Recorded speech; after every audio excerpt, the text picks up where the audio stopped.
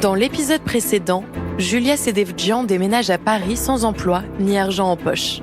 Heureusement, Julia trouve presque aussitôt une place en cuisine. Très vite, à force de travail acharné, elle grimpe les échelons et devient chef d'un restaurant gastronomique l'année de ses 20 ans. Dans cet épisode, Julia décroche la récompense ultime de la gastronomie dans le monde, l'étoile Michelin. Une nouvelle qui va bouleverser sa vie professionnelle et personnelle, pour le meilleur et pour le pire.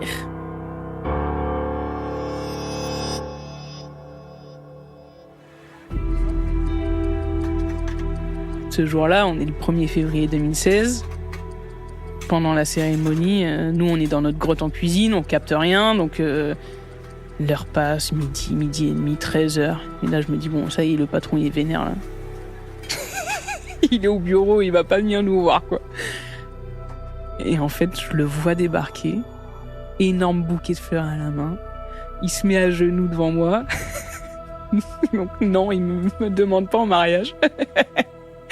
Et il me dit, voilà, je suis devant la plus jeune chef étoilée de France. Et là,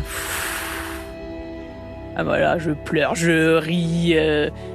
L'équipe en cuisine, on est comme des fous furieux. Enfin, c'est une fierté de malade, en fait.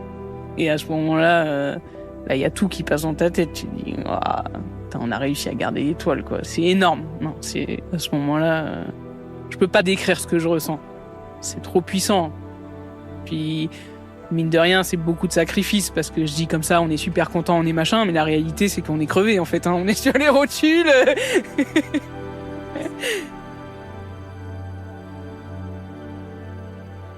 Donc là, j'ai 21 ans, je deviens la plus jeune chef étoilée de France. C'est une immense fierté et en même temps un gros chamboulement, parce que du jour au lendemain, beaucoup de médiatisation. Et que moi, j'étais plutôt du genre très timide. Le téléphone qui arrêtait pas de sonner, les interviews, les télés, les radios, tout ça, j'y étais pas préparé, en fait. Donc à ce moment-là, c'est vrai que je le vis un peu mal. Je me demande un peu pourquoi on veut me sortir de ma cuisine. Dans ma tête, c'est clairement ça, c'est laissez-moi dans ma cuisine. Je veux faire mon aioli tranquille. Et en fait, je me rends compte que à partir du moment où tu rentres dans ce cercle un peu fermé des étoilés, c'est une nouvelle vie encore qui commence. J'ai commencé à être sollicité pour des voyages, pour des festivals. Mon premier voyage après cette étoile, ça a été la Corée, par exemple. Je suis partie avec Guillaume Gomez, qui était l'ancien chef du Palais de l'Élysée, avec des chefs très connus. Donc tu te retrouves un petit peu avec le top, quoi. Et en même temps, c'est hyper excitant. Mais moi, à ce moment-là, j'ai un besoin de me connecter avec ma cuisine, justement, et de la mériter, cette étoile, en fait. À ce moment-là, pour moi, c'est énorme d'avoir réussi à conserver cette étoile à 21 ans. Et je veux la mériter. Et je veux bosser et je veux continuer justement à me remettre en question, à être dans le renouveau. C'est beaucoup de pression, en fait. C'est beaucoup de pression sur la cuisine, sur à côté comment apprendre à faire passer des messages aussi, à parler, à devenir... peut-être aussi un modèle pour les jeunes qui se lancent dans la restauration. Tout ça pour dire que oui, c'était une fierté, oui, c'est le succès qui commence, mais que c'est pas facile de s'y retrouver aussi au début et de pas avoir ce syndrome de l'imposteur. De se dire, est-ce que je l'ai vraiment mérité ? Il y a des chefs qui attendent une étoile toute leur vie. Moi, ça fait 7-8 ans que je faisais de la cuisine, ça faisait 1 an que j'étais chef. T'as tout qui te passe par la tête. Enfin, en fait, c'est un mélange de plein de choses qui arrivent. Et à ce moment-là, j'ai peut-être pas les épaules pour.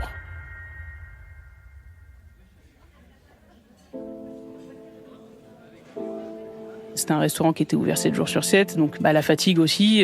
En réalité, on faisait pas beaucoup de pauses. Là, c'est une période hyper active où je prends pas beaucoup de temps pour moi, où clairement j'enchaîne les services et je lève pas la tête, quoi.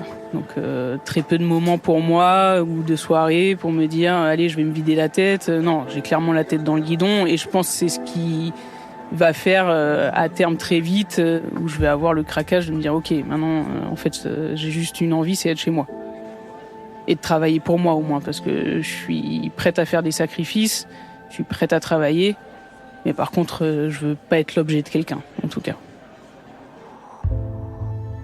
C'est vrai que c'est une période qui demande énormément de sacrifices par rapport à mes amis, à ma famille, parce que la vie à côté, elle continue, les anniversaires, les mariages, tout ce qui peut se passer autour de toi à cet âge-là. Donc forcément, t'as envie d'y aller. Donc on te demande 2 mois avant, pour toi, le jour J, t'as l'équipe pour, tu dis oui, pas de souci, je serai là.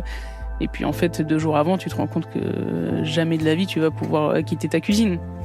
Mais à ce moment-là, c'est la normalité pour moi. Pour mon équipe, quand ils me demandent un samedi soir pour aller à l'anniversaire de mamie, moi je le comprends pas encore. Je le comprends pas et ça m'énerve et je me dis mais en fait t'as pas compris. T'as choisi de faire de la cuisine. Mais c'est hyper malsain en fait. Là c'est un moment où je craque un peu dans mon cerveau, c'est un peu dur. Ça va se manifester de plusieurs manières, mais je commence à être un peu moins enthousiaste le matin quand je me lève pour aller bosser. Je commence à sentir une grosse pression, à être un peu aigri, à être en colère. Parce qu'en fait, à ce moment-là, t'as envie d'être au top. Et le moindre petit truc qui va pas et qui va pas dans ton sens, t'as l'impression que ça va être la fin. Mais en fait, non, faut juste relativiser et apprendre à vivre avec ça en plus. Mais ça a mis du temps. Et clairement, il y a une période pendant 1 mois où j'étais pas au resto parce que j'ai dû me faire opérer d'un kyste qui est revenu beaucoup par le stress en fait. À ce moment-là, j'ai eu la chance aussi d'avoir l'équipe, et notamment Sébastien, qui était mon sous-chef à l'époque, qui a géré la cuisine comme un chef, quoi.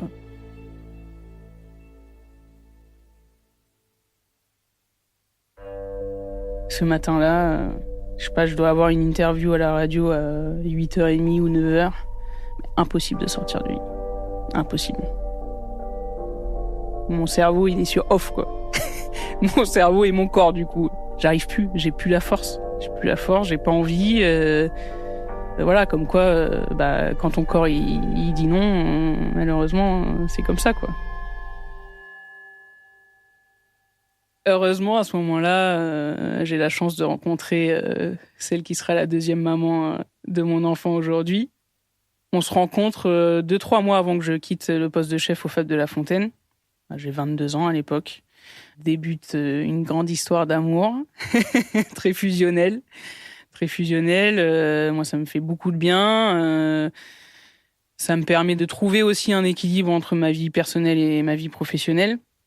Je commence aussi sur le côté, avec Grégory et Sébastien, ma recherche de lieux pour m'installer à mon compte. Donc en fait, il y a un peu tout ça qui se mélange et ça fait du bien. Il y a une excitation de trouver son lieu pour s'installer, pour faire son resto. En même temps, un équilibre à la maison quand tu rentres le soir et que tu retrouves quelqu'un qui te fait du bien finalement.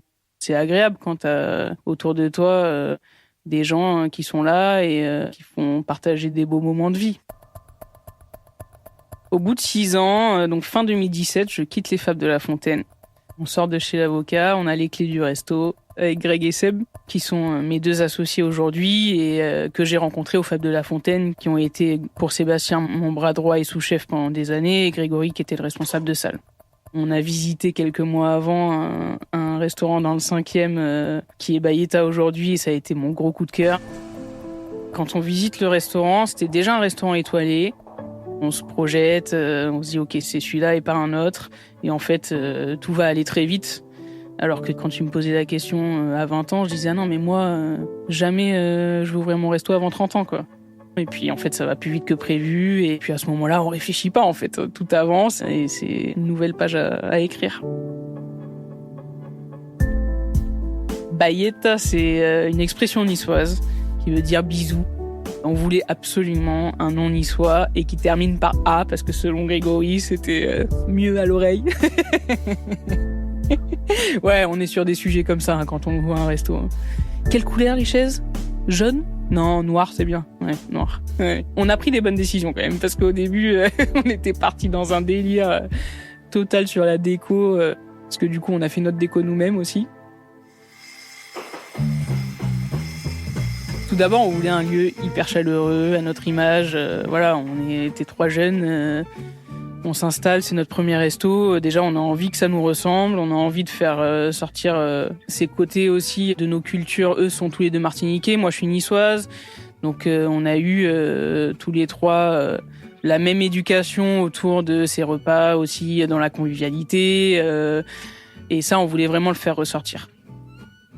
Donc on avait envie d'un restaurant étoilé, mais pas quelque chose où on chuchote, pas quelque chose où on est là avec nos couverts en train de savoir comment on va saucer avec la cuillère, avec le pain. Non, nous on voulait les amuse-bouches. Moi je veux que les clients, ils arrivent, ils les prennent avec les doigts, quoi. Voilà, on est à la maison, on est bien, on rigole. C'est un lieu de vie. C'est un lieu chaleureux, on a mis du travertin au sol pour rappeler un peu les pierres qu'on peut retrouver sur les terrasses dans le sud. Il y a des murs terracotta, des pierres apparentes qu'on a laissées, des tables en bois sans nappe. Voilà, on a essayé de garder des marqueurs un peu comme ça, donc pierre, bois, noir, doré, on va dire, qui vont ressortir. Et cet esprit très chaleureux, très convivial. Moi, j'adore le jazz, donc on a une petite musique jazz en fond. Mais voilà, vraiment un lieu où on sent qu'il y a un vrai partage aussi entre la cuisine, la salle. Souvent, on dit qu'il y a des petites guéguerres entre les serveurs, les cuisiniers. Nous, chez nous, moi, j'ai pas connu ça et je veux pas que ça arrive, quoi. Et c'est un des meilleurs compliments qu'on peut nous faire. C'est, on ressent vraiment que vous vous entendez bien, qu'il y a une bonne ambiance, et ça joue beaucoup dans l'expérience client parce que, en réalité, c'est les serveurs aussi qui vont mettre en avant nos plats, transmettre ce que nous on voulait dire avec ça. Donc, c'est hyper important d'être sur la même ligne et de retranscrire le bon message. Cuisine du Sud, cuisine méditerranéenne, et un des premiers plats qu'on va élaborer et que je voulais faire depuis des années et que j'avais jamais fait avant, c'était la bouillabaisse. Ça a été le petit défi de l'ouverture en disant allez bon, on teste la bouillabaisse, on verra. Et en fait, c'est très vite devenu le plat signature de Bayeta et on l'a surnommé la Bouilla Bayeta. Donc on ouvre Bayeta en mars 2018 après 3 mois de travaux. Les travaux, c'est pareil, tu sais quand ça commence, tu sais jamais quand ça finit. Et d'ailleurs, le premier déj à Bayeta, je me souviens très bien, on ouvre et on fait le premier service pour un déjeuner de presse. Donc j'attends 35 personnes et je vois très bien la dame qui organise l'événement qui arrive à 11h. Donc 1h15 avant le déj, qui arrive dans une espèce de chantier. J'avais encore mon menuisier qui était en train de tailler les dernières planches pour faire les plaintes, pour faire la façade. Et là je me disais mais c'est pas possible. Comment on va faire ? Là, clairement, je me suis réfugiée dans ma cuisine et je me suis dit, je veux pas lui parler à cette dame. Finalement, tout va bien. On arrive à terminer les derniers détails. En salle, une demi-heure avant, il commence à... les tables, les machins, les dernières poussières. Et on arrive à être prêt. On sort le premier déj et voilà, déjà, c'est une bonne chose de passer, quoi. En fait, dès le début, quand on rachète Bayeta, le deal, c'était soit on le prenait tout seul, soit ils vendaient en même temps un local à 80 mètres. Bon, voilà, on était jeunes, ambitieux, fougueux, et on se dit, bon, on est 3, on prend les 2, quoi.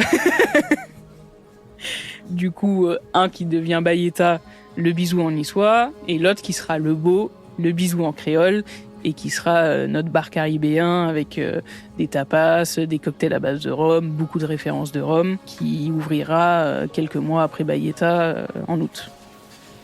Je pense que toute seule, je me serais pas lancée si tôt. Mes associés, c'est mes frères. Et s'associer comme ça, c'est plus qu'un mariage, hein. On traverse tout ensemble, hein. Donc... il y a des rires, il y a des moments de stress, il y a des moments où on n'est pas d'accord. Après, notre force, de toute façon, c'est d'être 3. Il y en a toujours 2 qui sont d'accord sur quelque chose. Donc on a appris à faire des sacrifices et se dire, bon, si les 2 autres sont d'accord, c'est que ça doit être la bonne décision.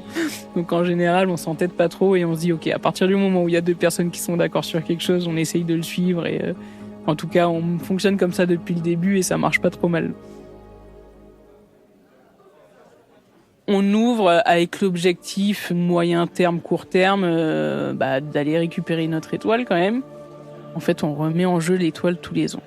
Et tous les ans, on peut avoir une bonne ou une mauvaise surprise.